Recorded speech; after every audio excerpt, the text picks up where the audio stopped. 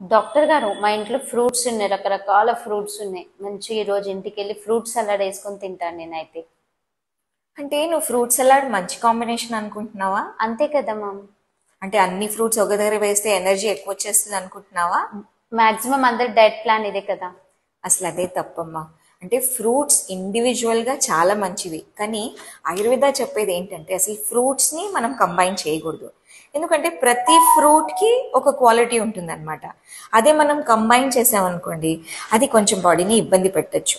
So fruit salad అనే combination ఆయుర్వేదం అసలు వద్దంటుంది. ఫ్రూట్స్కి చాలా రూల్స్ ఉన్నాయి. దాంట్లో ఇదొక రూల్, అంటే 2 కానీ 3 కానీ అసలు ఫ్రూట్స్ కంబైన్ చేయకూడదు. ఎస్పెషలీ అంటే ఒక పులుపు ఒక స్వీట్ ఫ్రూట్ కంబైన్ చేయకూడదు. సెకండ్ రూల్, ఫ్రూట్ని మనము అంటే ఇండివిజువల్గానే తినాలి. అది అన్నం తినంగానే తినడం అనేది అలవాటు మంచిది కాదు. సో ఇప్పుడు అన్నం తిన్నారనుకోండి, ఒక 2.5 hours తర్వాత మనం ఫ్రూట్ తినొచ్చు. అన్నం తినంగానే తింటే 2 క్వాలిటీస్ డిఫరెంట్. అన్నం అనే థర్డ్ రూల్, ఫ్రూట్ జ్యూసెస్ అనేవి తీసుకోకూడదు. ఎందుకంటే ఫ్రూట్ నమిలి తింటే మౌత్లోనే డైజెషన్ స్టార్ట్ అయిపోతుంది.